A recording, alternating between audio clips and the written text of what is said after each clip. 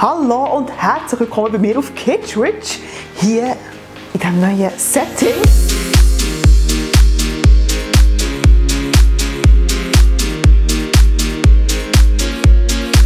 Die mir folgen, haben schon gesehen, dass ich ein Foto gepostet habe von dieser Dekowand da hinten, die mega kreativ ist, weil es fast keinen YouTuber hat. Ja. Aber die haben das schon gesehen und das ist mein neues Setup, wo ich habe wirklich mega Bock, mehr Labervideos zu machen, weil im Moment geht einfach so viel ab bei uns. Wir haben so viele Sachen erlebt und wir werden so viele Sachen erleben und ich habe gefunden, hey, warum erzählst du nicht über das Zeug? Kannst du mal etwas erzählen? Vielleicht ist sogar jemand froh, wenn er mal irgendetwas von diesem Thema hört oder wenn er findet es einfach lustig, wenn er mir wieder mal zuhören, was ich erzählt habe. Oder nein, was ich erzählt habe, was ich erlebt habe in letzter Zeit. Ich bin schon richtig im Laberflow. Ein wundervolles Erlebnis, das wir in der letzten Zeit hatten, das ich euch unbedingt gerne mitnehmen möchte. Wir waren dank Stefan in einem Restaurant. Ich sage euch nur eins. Superb! Zieht es einfach rein. Wie herrlich das war. Hallo und herzlich willkommen bei mir auf KidsRich. Heute wieder unterwegs in Zürich. Der Stefan, der Gutkeib, hat nämlich einen Restaurantbesuch gewonnen in der Fabrique du Goût. Das ist so ein neues Restaurant, die haben heute ihre Premiere. Und ich kann eben nicht wahnsinnig viel davon erzählen, es gibt nicht so viele Informationen. Es ist ein Restaurant in einer Fabrik, wo anscheinend irgendwie noch am Bügeln ist. Und es gibt einen Fünfgänger. Und sie sind mega experimentell und es gibt wirklich auch ein mega krasses Menü. Ich bin super gespannt und ich laufe hier mega blöd über die Straße rüber. Wir sind jetzt hier als erstes reingelaufen und die Location ist wirklich gut. Es ist wirklich schön. Du musst ein bisschen mitdrehen mit Bar und es ist oben hat es auch noch Zeugs, was ich dir noch anschauen. Also die Location ist schon mal der absolute Wahnsinn, würde ich so gerne sagen. Hey, macht glaube ich eine Sache. Wir haben jetzt unseren Platz bekommen und wir haben einen mega coolen Platz, wirklich hier da auf der Tribüne oben, also ich sehe hier voll oben runter. Und wir haben ein unherziges Plätzchen, jetzt mal schauen. Hoffentlich sieht man ein bisschen, aber es ist sehr, sehr düster hier drinnen.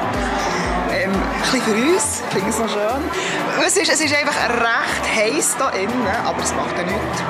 Ich kühle mich jetzt mit einem Prosecco. Und ich habe schon gesehen, was es zu essen gibt. Moment, ich muss heute einen Schluck nehmen. Es gibt ganz viele verschiedene feine Sachen zu essen. Also Speck, Krevetten, Gurken, Sauerrahm ist so der erste Gang. Dann, der zweite ist Saibling, Quinoa und Cashewnuss.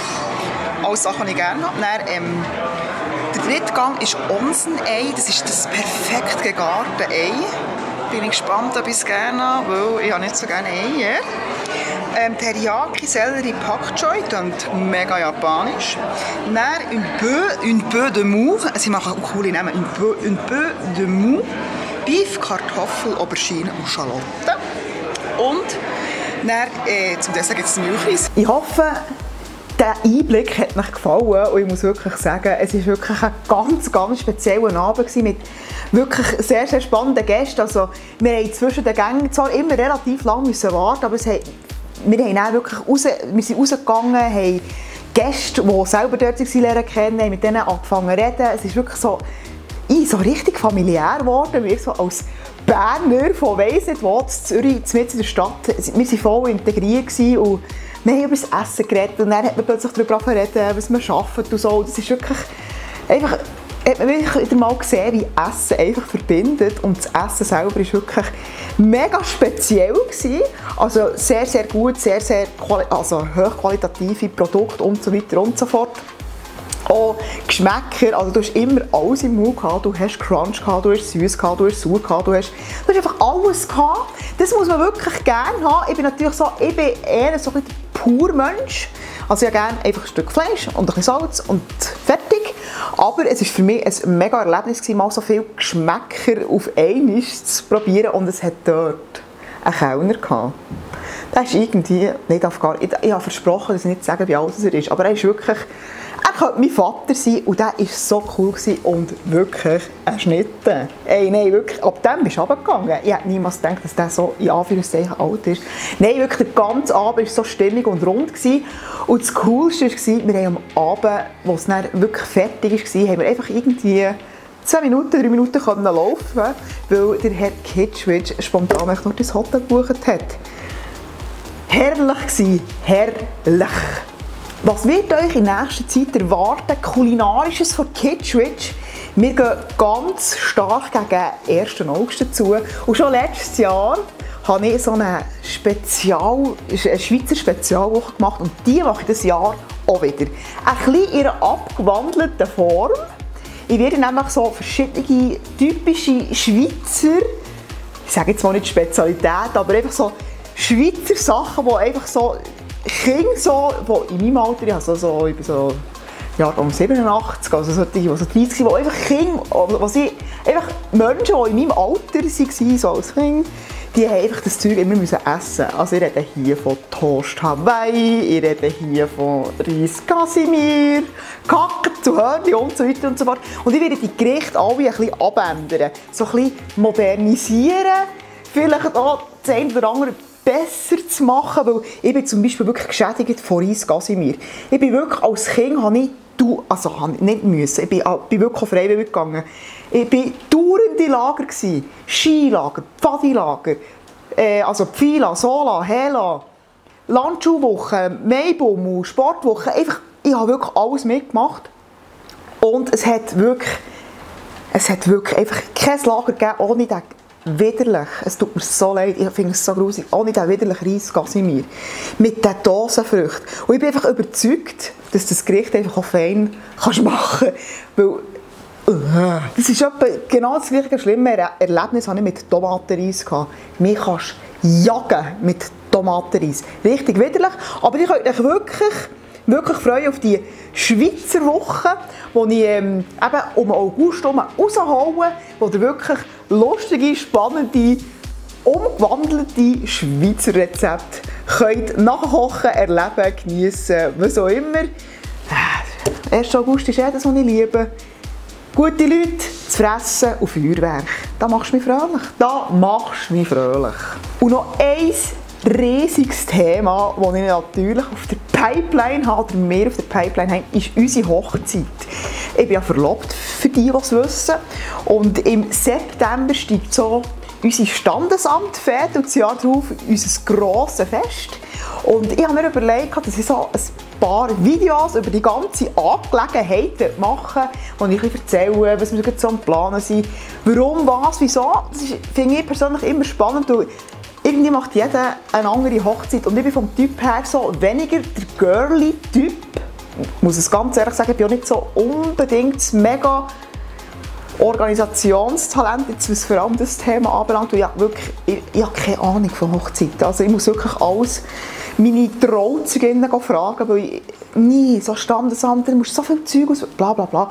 Und ich habe mir wirklich überlegt, ich mache doch jetzt einfach mal so ein paar Videos über die ganze Geschichte, die mich wirklich sehr, sehr, sehr, sehr freut. Also wirklich. Und ich habe auch schon, jetzt im Vorfeld, haben wir schon sehr, sehr viel organisiert.